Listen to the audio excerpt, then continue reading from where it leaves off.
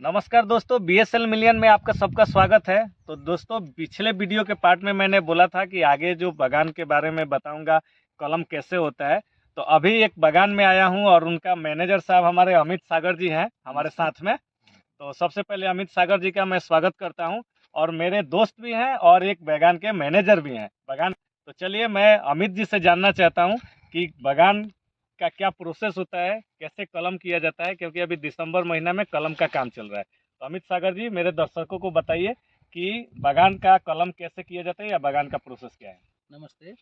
ये बागान जो लास्ट टाइम एलपी मतलब होता है लाइट पून। ओके तो लाइट पून ऑलरेडी हो गया है। ओके इसका इसका उसका 2 साल पहले किया था, तो हाँ 1 साल रेस्ट दिया जाता है। तो हाँ 1 साल रेस्ट देने के बाद इसको हम लोग डीएस करेंगे। जैसे हम लोग ओके आप लोग को दिखा रहे हैं। हाँ डीएस का जो हाइट होता है, ओके हाइट जो है हाँ लास्ट एलपी से हाँ इसको हम लोग 5 इंची में दिया है। अच्छा एक्चुअली 4 इंच में देता है, लेकिन इसका ब्रांच जो हाँ ब्रांच जो बहुत बढ़िया आया है। हाँ। तो इसके लिए हम लोग 5 इंची में दिया है। इसको हम लोग थोड़ा हाइट बनाएंगे, अच्छा, क्योंकि इसके लिए गाछ का हाइट का ज़्यादा या कम होना जरूरी है या नहीं? जरूर इसको ज्यादा हम लोग 5 फुट तक 5 फुट होने से आदमी हाँ प्लाकर जो होता है, हाँ जो पत्ती तोड़ते हैं, ओके उन लोग के लिए बहुत कष्ट होता है। हाँ तो उसके लिए हम लोग 3 से 3.5 मतलब 3.5 तक रखते हैं, तो क्योंकि मैं अपने प्लाकर अपने दर्शकों को बताना चाहूँगा कि एक गाछ का साइज लगभग 5 फीट तक हो सकता है, लेकिन प्लकर जो होते हैं छोटे बड़े सब कुछ होते हैं, तो उनके साइज के हिसाब से गाछ का हाइट भी होना जरूरी होता है। तो इस तरह से हमारे मैनेजर साहब बता रहे हैं कि गाछ का हाइट 3.5 फीट से 5 फीट तक होना चाहिए। आगे बताइए कि 5.5 फीट या 3.5 फीट गाछ का क्या क्या पूर्णन साइकिल होता है।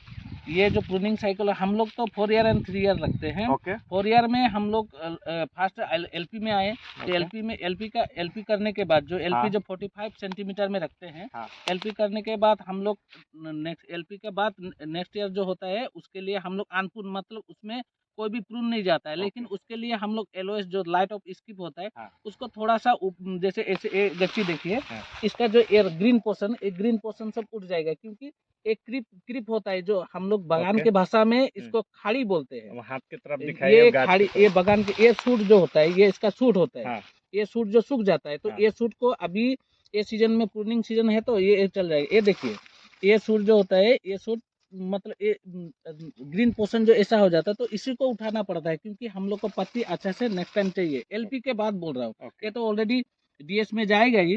एलपी के बाद तो उसके एलपी के बाद अनपूर्ण रखने से ये सूट को उठा देना पड़ता है। उसके बाद हम लोग जो और 1 साल बाद जो ये पार्ट जो आपको समझाया मैं, डीएस जो होता है डीप स्किप होता है। अच्छा तो डीप स्किप इसको दिया जाता है। एलपी जो हम लोग 45 के बाद 4 इंची उठा के इसको काटना पड़ता है। अच्छा। तो ये अभी जो गाछ का जो स्पूर्निंग साइकिल है, ये डीएस है। ये डीएस है। अच्छा तो हम लोग एलपी जाते हैं, अनपूर्ण होता है, डीएस होता है, एमएस होता है। हाँ। उसके बाद हम लोग और फिर से एलपी में जा सकते हैं। तो पूर्णिंग साइकिल जो होता है, एलपी होता है, डीएस होता है, एमएस होता है, एलओएस होता है। एलओएस होता है। तो पूर्णिंग साइकिल आपका 4। प्रूनिंग साइकिल नहीं, एलपी होता है, हाँ यूपी होता है। हाँ हम लोग रखा है हाँ अलग अलग गार्डन में, अलग अलग ओके प्रोसेस होता है। ओके तो हम लोग का एलपी होता है, यूपी होता है, उसके बाद डीएस होता है, हाँ उसके बाद एमएस होता है। हाँ नेक्स्ट एमएस के बाद हम लोग फिर से एलपी में आ एलपी सकते हैं। में आ सकते हैं। लेकिन कोई कोई गार्डन में मैं बोला 4 ईयर्स प्रूनिंग साइकिल होता है।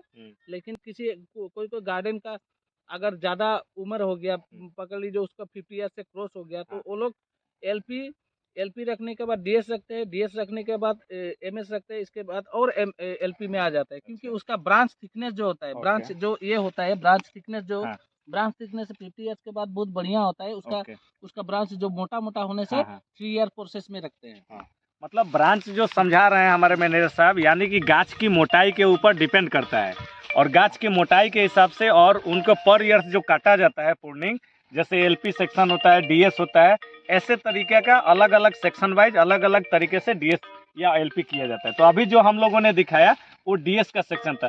मैनेजर साहब, आप बताइए कि आपके बागान में एलपी भी कटा हुआ है क्या? एलपी कटा हुआ है, सामने दिखा रहा हूँ आपको, चलिए दिखाता हूँ। चलिए दोस्तों, मैं दिखा रहा हूँ अभी एलपी सेक्शन में ये एलपी कितना का कटा हुआ है। तो ये आप देख रहे हैं, एलपी हम लोग का ऑलरेडी एलपी हो गया। ये ये एलपी हो गया। तो एलपी सेक्शन में देखिए ये कितना बढ़िया ब्रांच आया है। इसके बाद नेक्स्ट ईयर जो ये अनपुन रहेगा, एलपी हम लोग 45 सेंटीमीटर में दिया है।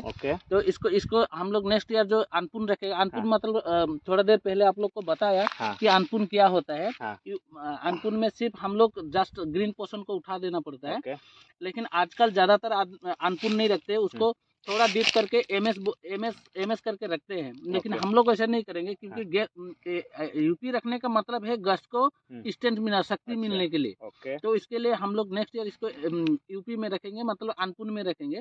तो इसको ऑलरेडी हम लोग एलपी किया है। एलपी आप सेक्शन दिखा सकते हैं कितना ज्यादा कर दिए हैं। तो एक बार मैं कैमरामैन से अपने बोलूंगा कि पूरा के पूरे सेक्शन दिखाइए। ये एलपी सेक्शन है जो अभी कटिंग हुआ है, और बड़े बड़े ये जैसे आप देख पा रहे हैं कि ऐसे ऐसे मोटे मोटे जो डाल हैं वो अभी कट के निकल चुके हैं, और ये बागानों से धीरे धीरे चुन के निकाल दिया जाता है ताकि बीमारी वगैरह ना हो। तो इस समय ये पूरी की पूरी सेक्शन जो है एलपी कटिंग हो चुकी है। अच्छा मैनेजर साहब, मुझे ये बताइए कि जो एलपी सेक्शन ये काटे हुए हैं और मोटे मोटे ये कटिंग हुआ है, क्या इस गाछ में घाव वगैरह होता है? इसके लिए क्या किया जाता है? इसको घाव वगैरह होने से हम लोग 45 आवर्स में इसको लिए सीओसी कॉपर ऑक्सीक्लोराइड हम लोग का स्प्रे करना पड़ता है। अगर कॉपर ऑक्सीक्लोराइड का रेट होता है 200 लीटर वाटर में हम लोग 500 ग्राम कॉपर देना पड़ता है। तो उसी के हिसाब से स्प्रेयर लोग मिला के एक स्प्रेयर जो होता है वो 1 ग्राम मतलब 200 लीटर वाटर उसको स्प्रे करना पड़ता है। यानी कि 200 लीटर पानी में उसका जो दवा का अलग अलग मात्रा होता है, उसका जो मात्रा होता है वो मार करके वो उसमें डाल करके स्प्रेइंग मशीन से एक गाछ के ऊपर स्प्रेइंग किया जाता है। तो चलिए, अभी अच्छा लगा हमारे मैनेजर साहब से मिल करके। बहुत बहुत धन्यवाद मेरे मैनेजर साहब। मेरे दोस्त हैं ये, और मैं भी एक चाय फैक्ट्री में काम करने से बिलोंग करता हूं, तो हम लोग दोस्त के हिसाब से आए हैं, और ये यहाँ पे पूरा प्रबंधन करते हैं बागान का।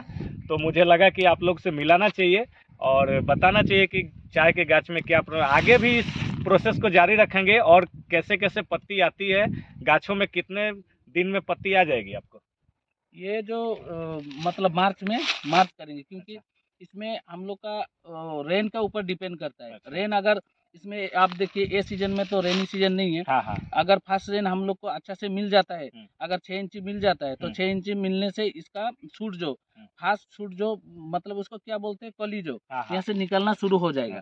तो निकलने के बाद हम लोग अगर जनवरी में अच्छा से मिल जाता है तो हम लोग को फर्स्ट वीक मार्च में मिल ही जाएगा। लेकिन अगर जनवरी में नहीं मिलता है बोलने से अगर हम लोग यहाँ पे पानी छिड़काना पड़ेगा, जैसे जिसको स्प्रिंकलर बोलते हैं। इरिगेशन सिस्टम जो है हम लोग का यहाँ पे सिस्टम किया हुआ है। इरिगेशन सिस्टम डेवलप करके हम लोग यहाँ पे पानी देने से जल्दी आ जाएगा। तो दोस्तों, ये जैसे मैनेजर साहब बता रहे हैं कि 6 इंची पानी का जो कैसे नापा जाता है, तो मैं बता सकता हूँ कि बारिश जैसे होता है तो मिट्टी खोदा जाता है।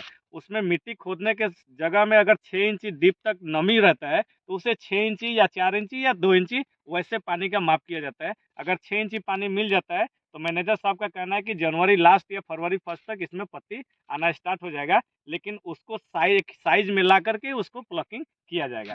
ठीक है मैनेजर साहब? हाँ ठीक है। आज हमने जाना कि हम लोग का प्रूनिंग साइकिल क्या है, बागान में कैसे कलम किया जाता है, और नेक्स्ट वीडियो में हम जानेंगे आने वाले समय में कि बागानों में जो पत्ती आती है कितने दिन में आती है, और एलपी सेक्शन में कितने साइज में तोड़ा जाता है, डीएस में कितने तोड़ा जाता है, एलओएस या एमएस को कैसे तोड़ा जाता है।